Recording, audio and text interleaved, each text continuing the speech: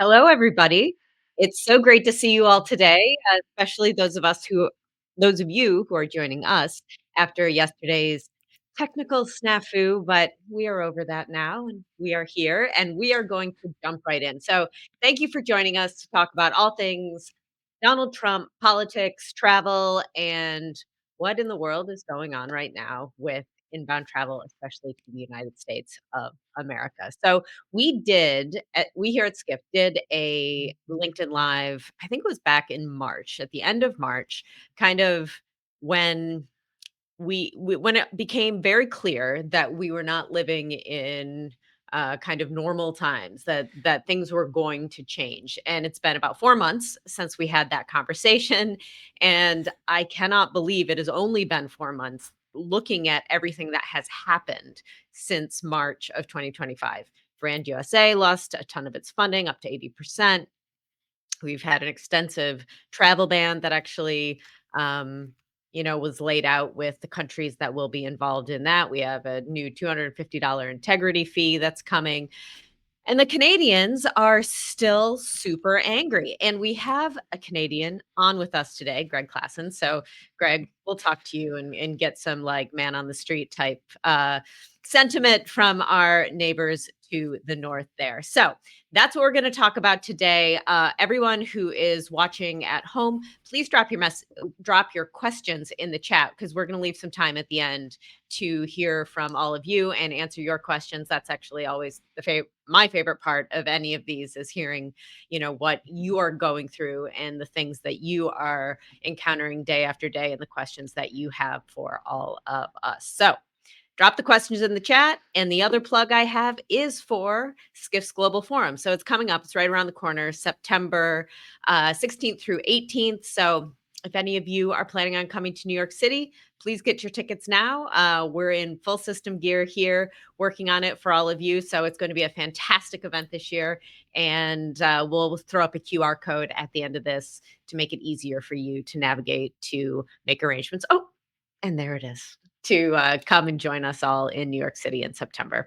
So I'm going to open it up right now to all of our esteemed guests, my colleagues, Sean O'Neill, who's our hospitality editor, Greg Klassen, who runs our advisory unit, and Varsha Aurora, who is one of our intrepid research analysts here at Skift. So you've got the whole lot here today. So let's talk. I'm going to start with Greg because we started talking about the Canadians, so we might as well start there. So it is a bit kind of shocking that Canada as a nation has really, I mean, doubled down and put their money essentially where their hearts are. I mean, we're going to see a slide from Barsha coming up, but it's a rather stunning number that the drop in inbound travelers to the United States from Canada. Last I checked, it was like literally a 33% Right.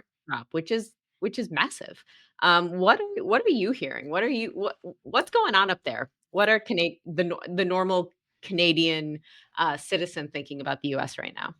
Yeah, Sarah, I think it's a combination of still anger because, but it's really turned into, I think, a lot of confusion because it's just so illogical. Some of the things that are happening. And we've been, close border friends for a couple hundred years.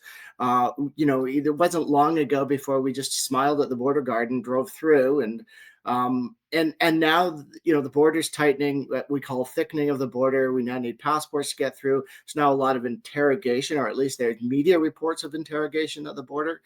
It makes it a little bit daunting to cross the border, and I think Canadians have decided that maybe we're going to spend our money somewhere else this year.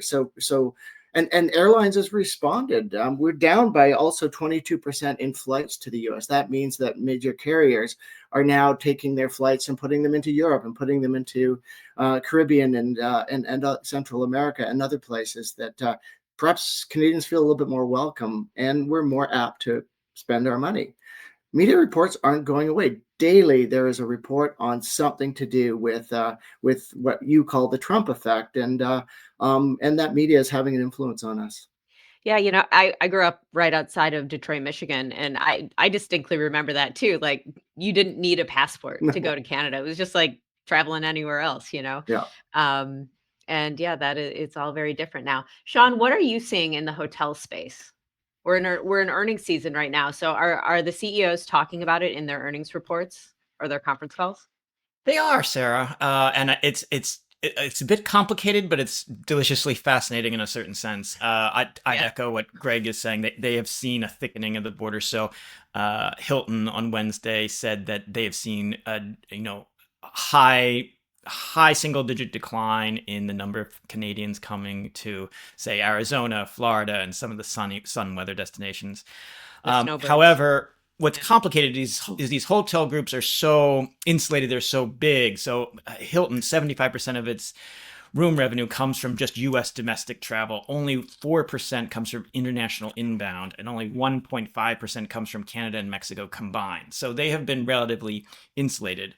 However, the major hotel groups have been seeing themselves as needing to be advocates for those particular markets, like New York City, where you are, Sarah, or where you're in Florida or in Arizona, these markets that are especially hit by the need for Canadian travelers or travelers from Europe who may not be coming as much.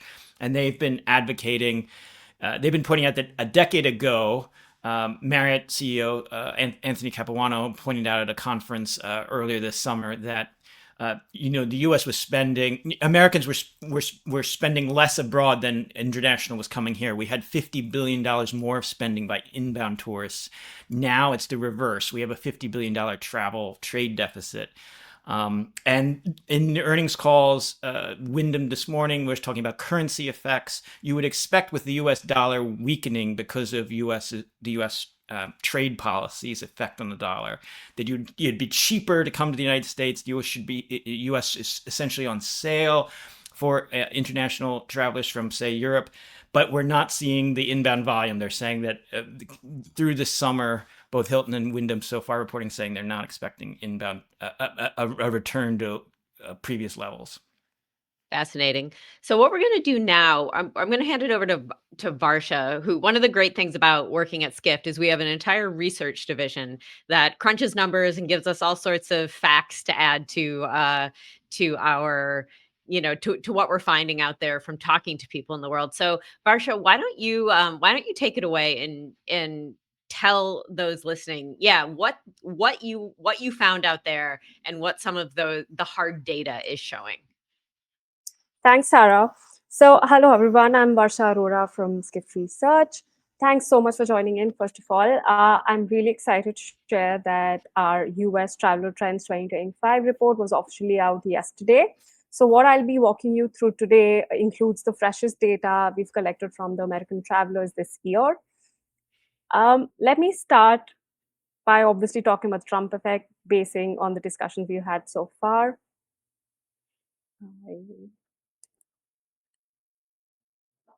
Just trying to move the slide just a second.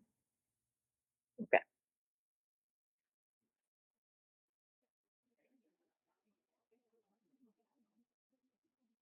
Yeah, so to build on the discussion so far, I wanted to briefly begin with a few slides which we picked from an earlier Skift research report, which was based on the Trump effect.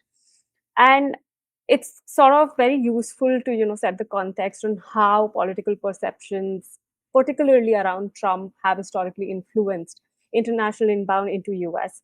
And obviously it'll help us frame some of the ongoing dynamics that we are seeing in 2025. Just skip the slide, sorry. Uh,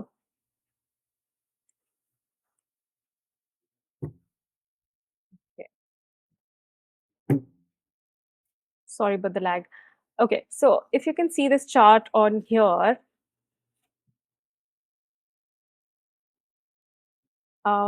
yes, this one. Okay. As part of our earlier study, as you can see, we asked travelers across key source markets, has Donald Trump's presidency made you more or less likely to visit the US in the next 12 months? And the responses are telling. As you can see, the deterrent effect is much stronger in the Western countries. Canada is up high at 62%. 62% of travelers said they're less likely to visit the US because of Donald Trump's presidency. Germany is at 59%, UK 51%, and even Mexico is at 38%. However, Asia, the numbers are much lower. China, 25%, India is 16%.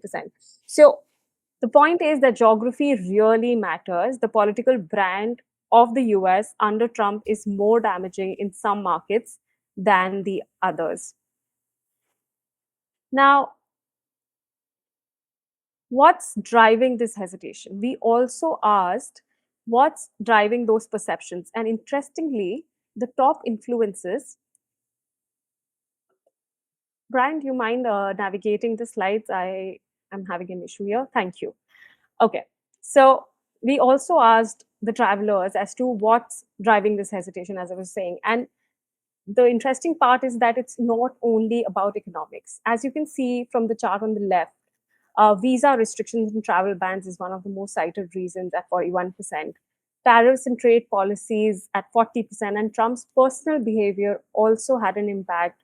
And this particular reason was chosen by 41% of the travelers. So it's a combination of hard policies and soft signals, the tone of leadership of Donald Trump, whether it's perceived discrimination or how international relations are handled, really matters when people decide whether they feel welcome or not in the country. And the next slide here I have is sort of a snapshot that breaks down how the US scores on different travel attributes. So we asked the respondents to rate US on 10 different travel related attributes on a scale of 5. And that's how we've come up with this index score. The US still shines when it comes to cultural attractions and tourism infrastructure. So the score here, every little green box that you see is where US has scored high. But perceptions drop when you talk about cost of travel and the political climate. Political climate, if you notice, has the lowest score of 2.8 on this index. So the overall perception, however, the silver lining is that the overall perception still sits at 3.2, which is not so bad. It's relatively positive, but definitely the attributes are pretty uneven. And the lowest rated areas, let's not forget, is how foreigners are treated, overall safety and political stability. They all show us why some people are hesitating despite US being, a must visit for them, or they're still interested in it, but there are some issues, there are some attribute which is holding them back. Now let me just pause here. I will let everyone else discuss on how they are seeing the situations. We've covered the political context on some factors shaping the international demand, but the rest of the deck sort of shifts gears and focuses entirely on the consumer trends in 2025. However, if we are unable to circle back here because of constraint of time, please do log into research.skift.com and please do have a read of this report, which will give you an insight of the American travel this year. Parsha, was there any either region or country that you found that was more likely to visit the United States this year, India, given the political India. climate? India. Yeah. So as I mentioned, if we can go back to the chart, China and India are two countries that we sort of surveyed, and Indian travelers are more than eager to travel to the US. We also did an India particular survey for our India forum last year, and this sort of really stood out that 70% of Indians, for them, US is sort of a dream destination. I Mm. mean, we can talk about it in detail as well, but there are a lot of reasons behind it. We know Indian diaspora is sort of the biggest in the US. Indian students is one of the biggest clientele when it comes to travel and tourism. So there are a lot of underlying reasons. But if we talk about geography, India, yes, sort of outshines when we talk about this state of affairs here. Yeah. So let's jump now to Brand USA, DMOs, this idea that, I don't know, maybe coming out of the Trump administration that we don't need them or we don't need as much of them. So the the president, the Commerce Department has cut or will cut Brand USA's funding by 80%. They sacked most of the board. Greg, you work in the DMO world or have worked in the DMO Mm. world. What is your view on how this administration is working with DMOs, and what do you think is going to happen? Yeah, that's a really big question. One thing I'm going to make a plug for Brand USA is, Varsha identified some data sources, and the stuff that the US is doing really well with is really this idea of culture and all those things. Those are brand oriented ideas. Those are like, I want to go to the US. I don't care what's going to get in my way. I want to go to the US. And Brand USA continues to feed that. Brands need to be fed that through marketing, positioning, communications, market segmentation, all of those tools that we have in order to make that compel and inspire you to visit a place. And that needs constant feeding. The rational stuff is really the stuff that's happening right now. It's to say, how do I get a visa? I can't get a visa. How much money does it cost for me to get there? All of those things are happening now while you're losing funding for Brand USA. So you've got this 1-2 punch, and it may not have an impact this year, but it will have an impact in the years to come. So at the same time that Brand USA has lost 80% of their funding and no longer even available to do matched funding, because every $100 million of Brand USA funds was matched by private sector funds in the US, that money's gone. But not only that, is that the visa fees have gone from $21 to $40 for visa waiver countries. Recognize also, excuse me, recognize also that this is not taxpayer dollars. This is visitor funded dollars that they're repurposing for other reasons in the U.S. And Varsha also mentioned India. Again, the Indian travelers must be passionately interested in coming and visiting the United States, because they have fees before they even set foot into the United States of $548. They have to pay a variety of different fees because they're not part of the visa waiver country, because they've got other fees that they've got to pay, including this upcoming, visa integrity fee of $250. A family of four is going to spend $2,000 before setting foot. So those Indian travelers must really be passionate and interested in the U.S. So, Sean, well, actually, Greg, w- do you think that, I mean, if you put your administration hat on for a moment, do you think if we were a fly on the wall at the Commerce Department or in the rooms where they're discussing this, do you think what's going on is basically that it's the thought that the kind of the marketing or the brand of the USA is just sold out there anyway, like it's kind of bulletproof, like with, media and TV shows and, just like the ubiquity Yeah. of American culture being out there in the world. And the thought is that they don't need such a highly funded destination marketing organization to bring tourists in? Every brand needs money. Every brand needs to be sustained. We've got a record of a lot of brands that were huge in the 80s and 90s who took the foot off the gas and they lost their equity. And now those organizations or those brands are no longer viable.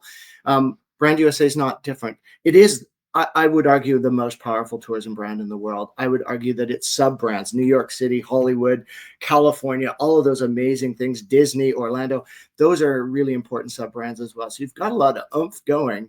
But you can't take your foot off this brand gas for a couple of years. So maybe the administration's saying, well, let's just take some of that money and repurpose it into other priorities for a couple of years, and then maybe we'll give them their money back. I think we hope so. I think the tourism industry hopes so, and I think they'll need it. Yeah, I was going to say the brand is taking a hit. We're seeing that right now. That Mm, that actually is happening. yeah. So, Sean, you were at GBTA and have been listening to all the hotel earnings calls. I'm curious to get, a little bit more of a deeper dive into some of the sentiment that you either felt there, saw on stage, what you're hearing out of earnings. Give us all the details there.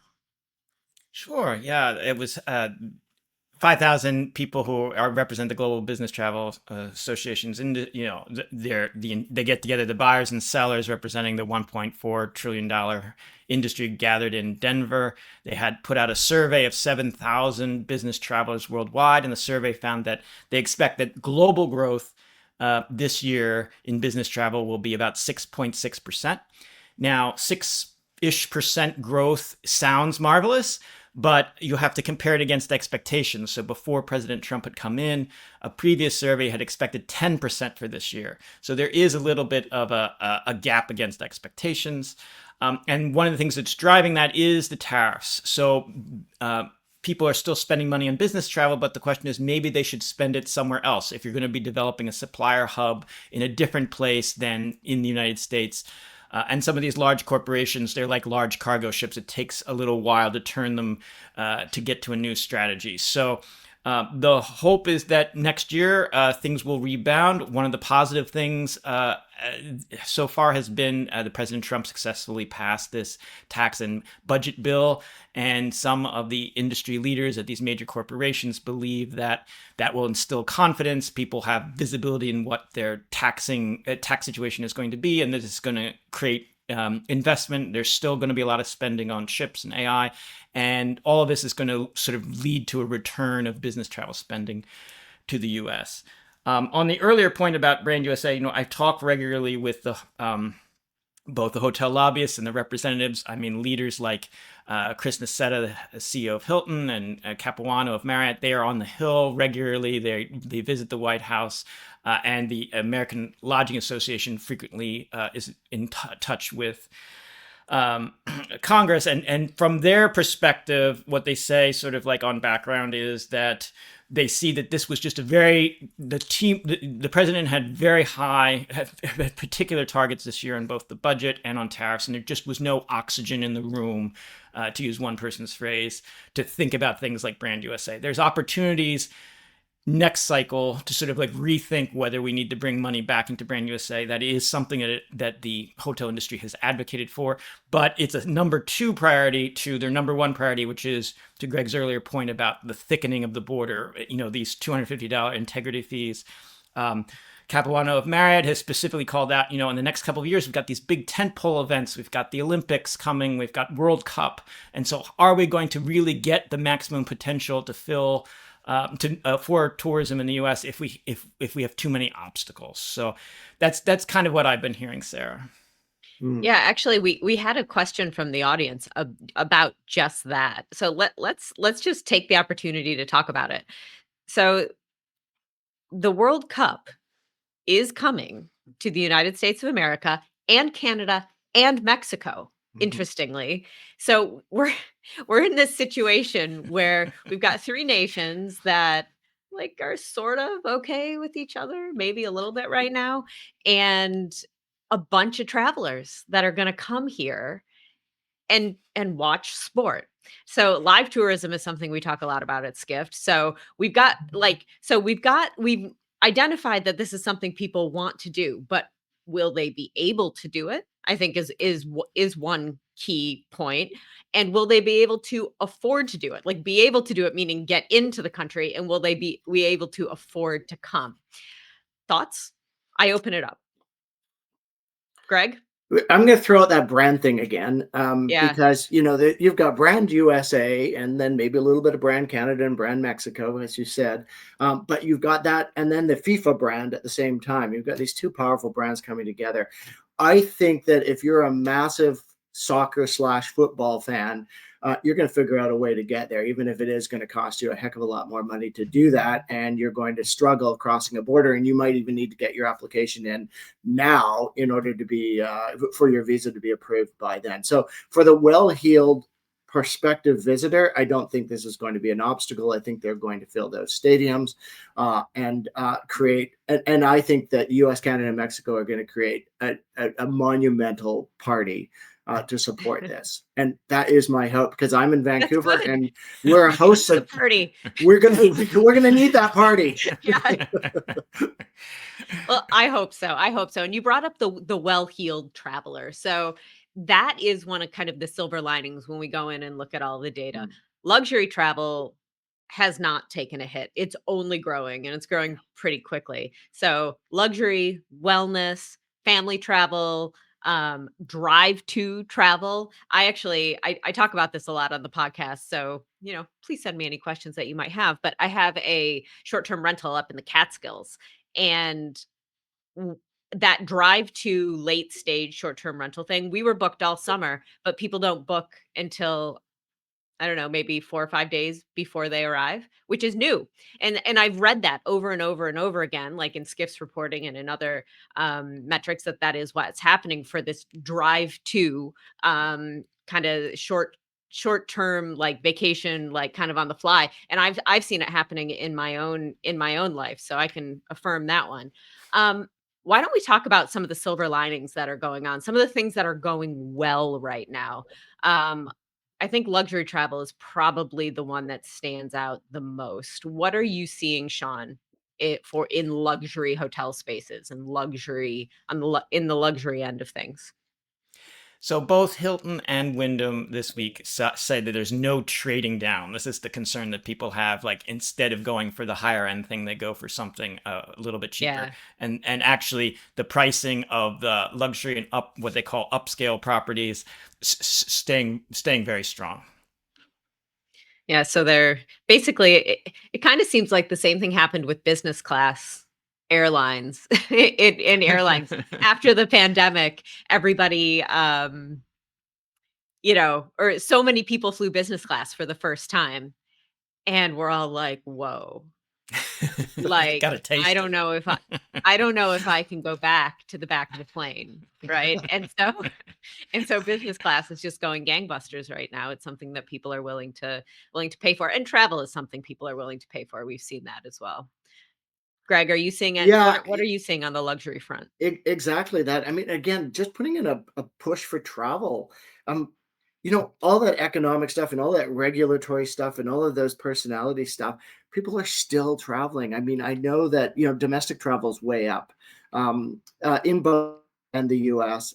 Travel is still on the radar screen. People are still more interested in experiences than they are, goods. Do I need to upgrade that fridge or am I going to go on a trip with my family? I think it's the trip with the family that's actually winning. So, in spite of all of those economic headwinds and challenges that we're facing, I think people are sort of finding their way through the muddle and are going to continue to travel. And luxury is a big part of that. It's that, if I am going to travel, I'm going to enjoy it. I'm going to throw caution to the wind with my finances and spend a little extra on that experience or a little extra on that hotel so that that once a year opportunity that we have with my family is going to be a good one. Yeah, so let's go to some of our questions from the uh oh, Varsha, do you want to talk a little bit about luxury and family um Yes. a bit? So yeah, Yes. some of the things that So I you just wanted found. to, Okay. yeah, Yeah. yeah. I just want to add in some data from the survey that we did on the Trump effect. So you remember the question I was talking about, has Donald Trump's presidency made you more or less likely to visit the US? So we did a cross tab, income wise and age wise. And it was super interesting because if you talk about the income brackets, we started at $25,000 and we went up to 200,000 or more. And the last two slabs, which is basically income higher than $150,000, were the only two slabs which were likely to visit the US. So clearly, adding to the points that Sean and Greg and you have been mentioning, luxury is sort of insulated like it was during the pandemic. Uh, and we also are seeing the same when we talk about age. So if you talk about the younger ones, 18 to 24 age, and if you talk about the older ones, 65 plus, are the only two income slabs which were negatively impacted, as in they are not too willing to come to the US, but the middle age group, which is basically your family oriented, or people who travel with family, is the age bracket which is again insulated. So the two silver linings, luxury travel and family travel, when it comes to the impact of Trump, or the negative perception of US, is these are the two silver linings that I see here as well. What were there what were some of your other favorite slides or favorite findings from this survey? What are the ones that really kind of made you go, "Huh, interesting." Yes, sure. So if you could go back to the last slide. So these are the few slides that we've picked from the US Traveler Trends 2025 that we released yesterday. So one is that financial optimism within US has strengthened. So we're talking about Americans who've traveled this year. So we asked them as to, what's your financial sentiment like? Have you been saving? Is it better or worse? And the data shows a clear rebound in traveler confidence. 26% of them are saying that financial situation has improved, while 6%, only 6% have said that it's worsened since the last time we surveyed them.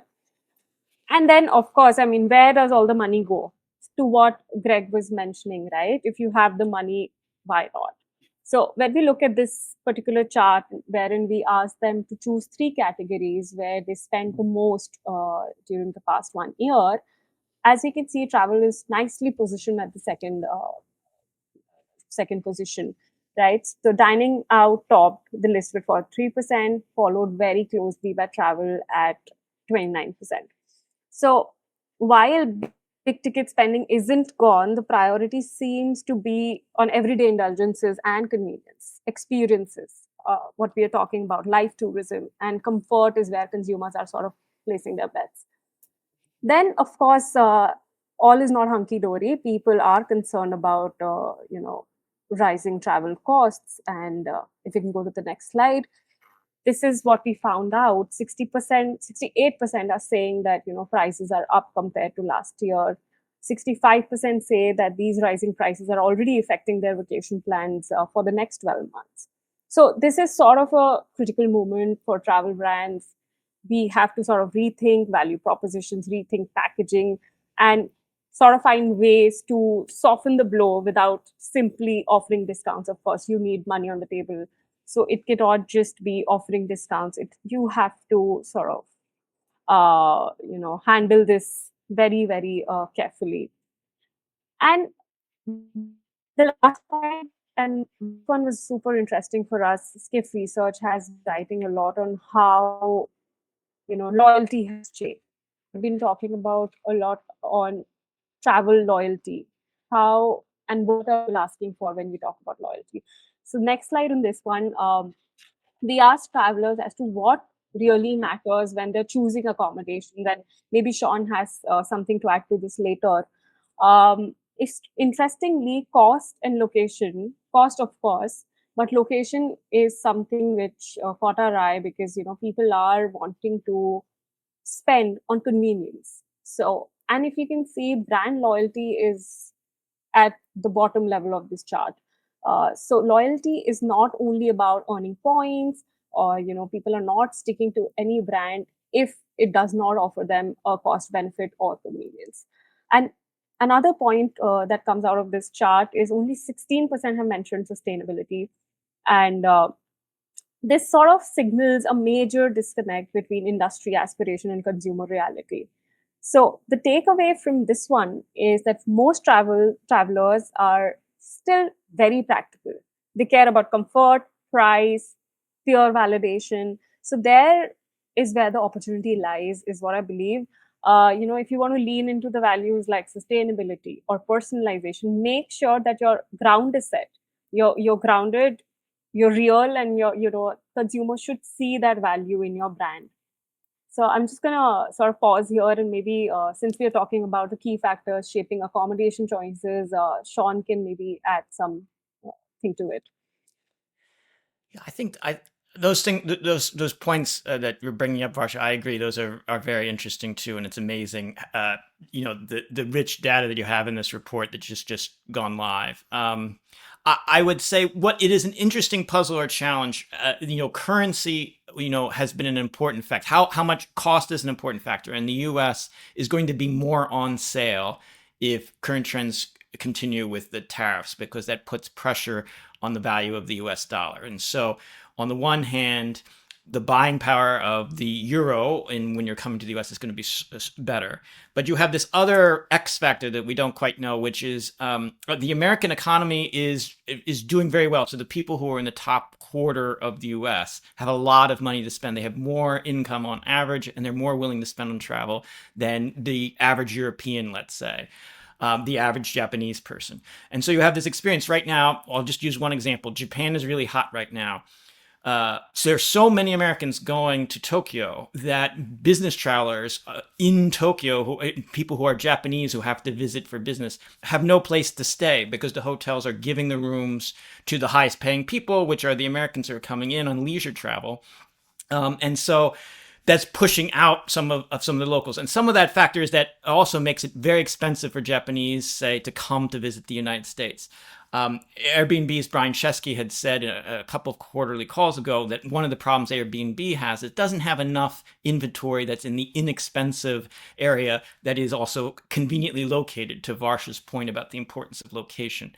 So there is going to be this interesting challenge if things shake out. I know that might not have been the clearest point, but I'm trying to make. But the United States, there's some factors that may make it cheaper, which will help pull gravitationally people. But if the economy is sort of like overheated a little bit, there may be a missed opportunity. It may be like becoming pricing out if we have this huge $1 trillion expenses being sort of injected into the economy, whereas Europe and some other places don't. So I guess I'm saying there's a lot of complicated factors about how affordable the U.S. tourism opportunity is for people from overseas. Well, I think one of the things that's happening just from an economics perspective, if you wanted to study what's happening right now, and people will surely, things are not happening in the way that, if you're like a pure play economist and you take a look at what should be happening and what is happening, there's a disconnect there. And so it's strange times. And it will also be interesting to see how cheap the US has to get before some of these inbound travel numbers start to budge. It's like, well, I don't agree with the politics going on right there, but if it, you know, it's yeah, exactly. But it's a really good deal, so I can't pass it up. It's like it's never going to be this cheap again, or in the near term. And I really kind of did want to go and see New York City, right?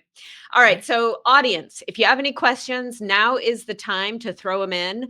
We're going to answer one right now. We're going to go back to Brand USA. What are the biggest threats and opportunities for Brand USA? So, given what has happened, Greg Klassen, what do you think if you were sitting at Brand USA, one of the people that is still there, what would you do? Well, there already is a threat, right? 80% reduction in their budget is significant. I would try to retain as much of the talent as I could with the remaining $20 million.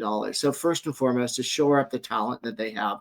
They're going to need all hands on deck to spend that smaller amount of money the most effectively. And the second thing I would do is make sure that I was working hard, and I think they've already done this, but to attribute all of their effort to the outcomes that they're getting, the impact that they're having with the investment money that they're making, and demonstrate how they can make that $20 million grow. The opportunity, I might have said before I saw a survey last week, was for the industry to shore up that budget to support Brand USA, for the Floridas and the Californias and the Las Vegases to pull together and help shore up some of that budget to sell America internationally. But I learned from a survey last week from Destinations International that 42% of U.S. destinations are worried about their own funding. There is a Me Too effect on Yeah. Brand USA that is dribbling down into other DMOs. And so they themselves are facing some of their own existential threats in terms of budget. So when we have this collapse of our budget system that supported our destination marketing and management, we're in a little bit of trouble in the US here going forward. So everybody's shoring up their funds. Everybody's trying to account for how and where they spend their money. And I think they need to start thinking more about governance to protect that money into the future. Another question, and I will take this one. Are mainstream news organizations emphasizing the loss of income and jobs in the domestic travel industry enough due to the reduction in foreign travelers? And the answer is no. And I will tell you why. I don't think, and for all, I suspect most all of you listening and watching work in the travel industry, and I think that there is a disconnect for the mainstream media, just how big the travel industry is for one thing, and then how kind of the tentacles that it touches, just how much tourism impacts jobs at, the mom and pop store, at the place that, used to have all the Canadians coming in, and now they don't. And so they had to lay, their stock clerk off because of that. So no, I don't think it has happened yet. Mainstream news sites have not caught quite on to this.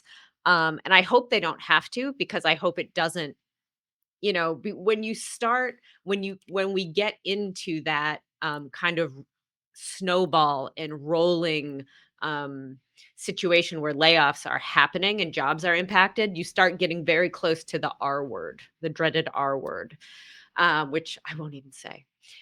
But you because as Sean was saying, the US economy, if you want to take the market as as the economy, is going gangbusters. But then you hear there, what's going on Main Street and what's going on Wall Street is very, very different. So And Sarah, hopefully, could I yeah, oh, sorry. absolutely. Please No, go ahead. just to build, we haven't mentioned U.S. Travel Association, which also is a big Right. supporter of the industry. And one statistic that they have is that for every percentage point drop in inbound international, it equates to a $1.8 billion loss to the U.S. And it's exactly, you couldn't have said it better, Sarah, about those mom and pop businesses in that town where, or the Florida village where, the people have a short-term rental and they're, where are the Canadians? So Yeah, exactly.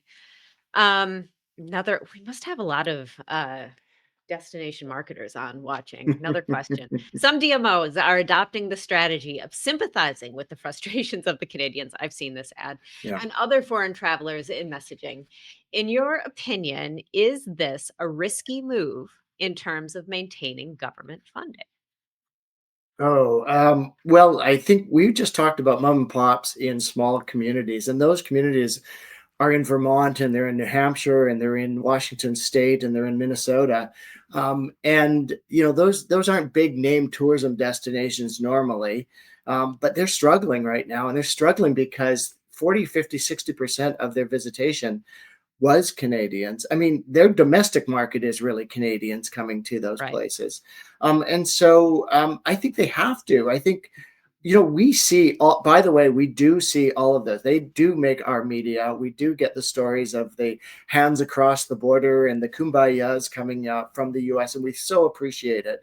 And it is working for some Canadians, but we're pretty headstrong in our ideas. And so, we run the risk. There's this joke in Canada that you secretly cross the border into the United States, but don't tell your friends about it because your favorite breakfast place is there, or your shopping mall is there. So we don't tell our friends about it. So there's no advocacy, but I think it's working a little bit, and I think it's important for us to continue that, because at the grassroots level, we're one big family, right? North Americans, we're just one big family, and this will end, and this will change. But getting through the tough stuff right now is hard. Yeah, this too shall pass. Right. All right, everybody. Unless I've got a few more audience questions that are gonna that you want to get in there real quick, I'm gonna wrap it up and say goodbye. So now's your last chance. Sean O'Neill, Barsha Aurora, Greg Klassen. It was so great to have you today. What a great conversation. And thank you to everybody who joined after yesterday. So you are the real troopers. You are the real heroes here. So thank you very much. Send any questions that you may have to any of us. Our emails are out and about. And don't forget, Skift Global Forum this September 16th through 18th in New York City. I would love to see you all there. Get your phone out, take a picture of that QR code. It'll take you right to the site. So thank you very much, everybody. It was great having you. Thank you. Thank you. Thank you. Bye-bye. thank you.